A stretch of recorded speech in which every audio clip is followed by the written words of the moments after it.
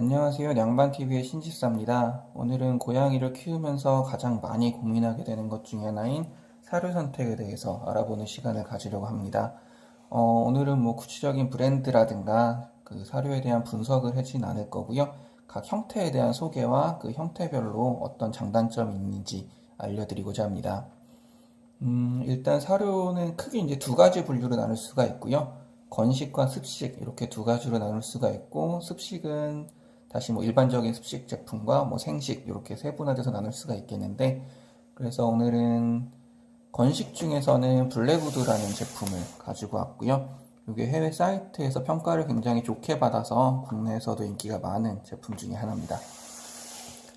그리고 습식 제품 중에 두 가지를 가지고 왔는데요. 하나는 흔히 주식캔이라고 불리는 제품이고, 내추럴 밸런스의 제품을 가지고 와봤습니다. 그리고 마지막 제품이 생식 제품인데 말 그대로 익히지 않은 형태로 날것을 제공하는 제품이고요. 생식 같은 경우에는 직접 만들어서 급여하시는 분들도 계시고, 아니면 이렇게 정글 키친이라든가 이런 제품들을 직접 구매해서 급여하는 방법도 있습니다.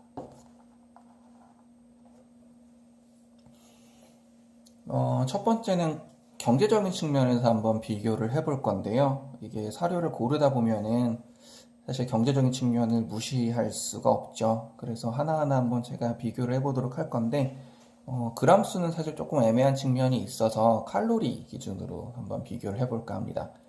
첫 번째는 블랙우드 제품 같은 경우에는 이게 1.8kg 기준으로 38,000원이고 6kg 기준으로 88,000원인 제품인데, 사실 저렴한 제품은 아니에요. 드라이푸드 제품 중에서도 고가의 제품 중에 속하는 제품이고요. 아무래도 그레인 프리 제품이다 보니까 가격대가 상대적으로 좀 높은 제품이에요. 그런데도 불구하고 이거를 계산을 해보면 100칼로리당 384원 정도가 나와요. 6kg짜리 대포장을 구매를 했을 때. 그러니까 100칼로리를 400원이 채 안 되는 금액으로 급여를 할 수가 있는 거죠. 그리고 두 번째가 이제 내추럴 밸런스에 나와 있는 주식캔인데, 주식캔이 생각보다 비싸더라고요. 당연히 저도 생식이 더 비쌀 줄 알았는데, 이 제품 같은 경우에 하나가 지금 85g이고 칼로리로 따지면은 사실 이 라인에 제품이 굉장히 많아서 딱 정해져 있진 않은데 100칼로리에서 120칼로리 사이에 이제 유지가 되고 있더라고요. 그런 경우에 계산을 해보면 한 캔에 2,500원이니까 대략 2,000원에서 2,500원 정도를 100칼로리를 급여하는 데 쓰는 거죠. 요거 말고 한 156g 정도 되는 제품이 있는데, 그 제품을 할 경우에는 그래도 100칼로리당 했을 때 한 1,700원 정도로 조금 저렴해지긴 하는데, 156g짜리는 제품이 다양하게는 없더라고요. 한 세 종류만 있고요. 그리고 맨 오른쪽에 보이는 생식, 그러니까 정글 키친 제품 같은 경우에는 요거 한 포가 지금 75g인데 75g이 딱 100칼로리예요. 100칼로리를 계산을 하면은 요게 20개 들이가 29,000원이니까 한 개 낱개로 계산을 하면은 1,450원 꼴이 되고요. 그러니까 습식보다 훨씬 습식 중에 주식캔보다 훨씬 저렴하죠. 그리고 정기 배송 이런 서비스도 있더라고요. 그래서 정기 배송을 할 경우에 조금 더 저렴하게 이용할 수 있는 장점도 있습니다. 그래서 순위대로 말씀을 드리면 경제적으로 아무래도 가장 좋은 제품은 이제 그 드라이푸드 제품이 되겠고요. 그 다음 여기 나와 있는 제품 두 가지만 놓고 비교를 했을 때는 2등이 생식, 3등이 일반 주식캔이 되겠습니다. 그리고 두 번째는 영양적인 측면에서 한번 비교를 해볼 건데요. 영양적인 측면을 봤을 때는 사실 이제 단백질 공급량을 먼저 생각을 해봤어요.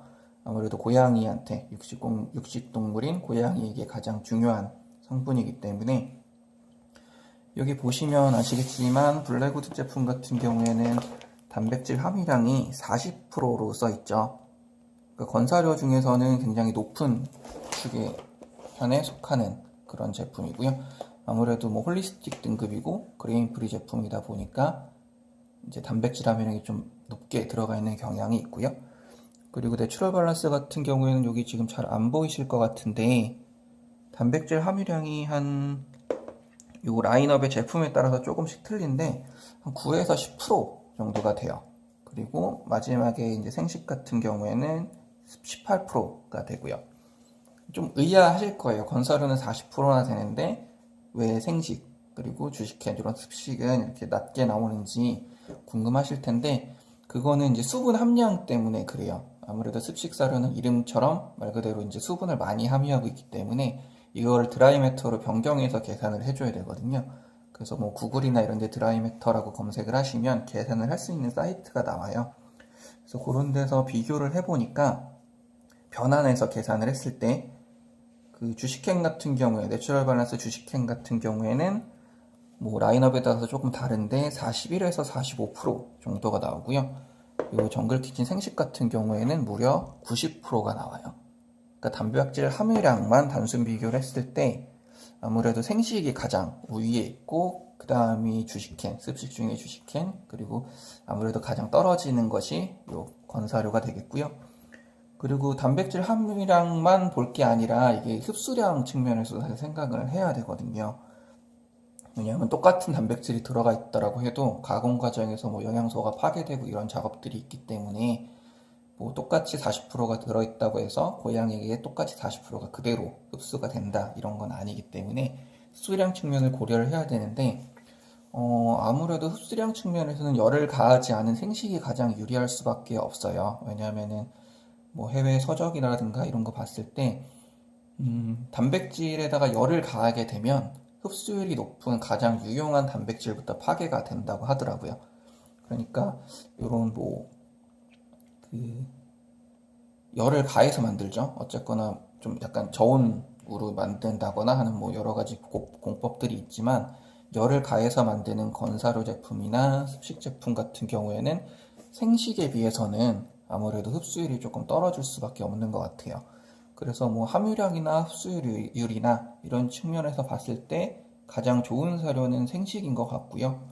뭐 흡수율 측면에서 봤을 때는 건식이랑 이런 주식햄 같은 경우는 정확하게는 모르겠는데 비슷하지 않을까 싶기는 해요. 그건 나중에 제가 공부를 조금 더 해보고 자료가 있으면은 추후에 설명을 드리도록 하겠습니다. 그리고 영양 공급 측면에서 또 하나 생각해 볼 것이 이제 수분에 대한 섭취인데요. 고양이가 야생에 있을 때는 수분 섭취를 물을 따로 잘 먹지 않는다고 그래요. 보통은 이제 뭐 쥐라든가 닭이라든가 이런 걸 잡아먹으면서 그 체내에 있는 수분을 섭취를 한다고 하는데 이게 그 야생의 성질이 그대로 이어져 있다 보니까 고양이들이 물을 따로 잘 먹지 않는 경우가 많아요. 그래서 뭐 신장이라든가 아니면 방광 이런 데 질병을 앓고 있는 아이들도 사실 굉장히 많고요. 그래서 건식보다 습식을 추천하는 경우가 굉장히 많죠. 왜냐하면 건식은 뭐 이 안에 있는 들어있는 그 수분 함유량이 10%가 안 되기 때문에 따로 수분 공급을 꼭 해줘야 되거든요. 근데 고양이들이 안 먹어버리면 사실 이제 문제가 될 수가 있는 거죠. 근데 습식 제품 같은 경우에는 이 이제 밥을 먹으면서 수분을 충분히 섭취를 하기 때문에 수분 공급 측면에서는 습식 제품들이 조금 더 좋다고 볼 수가 있을 것 같습니다. 그리고 마지막으로 생각해 볼 부분이 이제 편리성 문제인데요.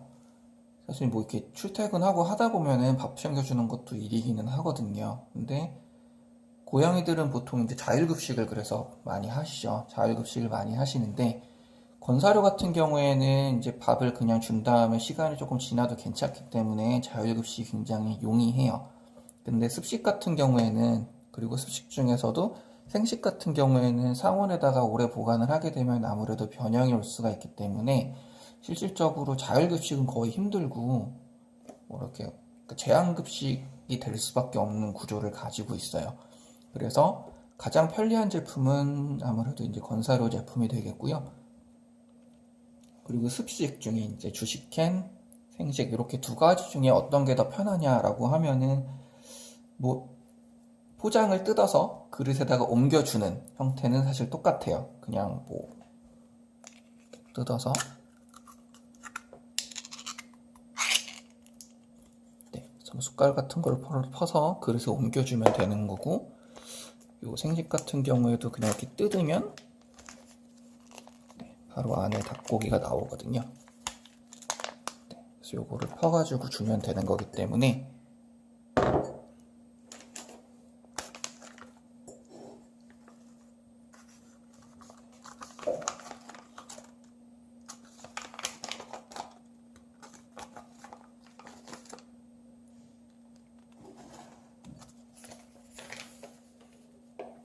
근데 여기서 중요한 게 뭐가 있냐면 캔 같은 경우에는 보관 기간도 굉장히 길고 그냥 이 상태로 가지고 있다가 뜯어서 그릇에 옮기기만 하면 돼요.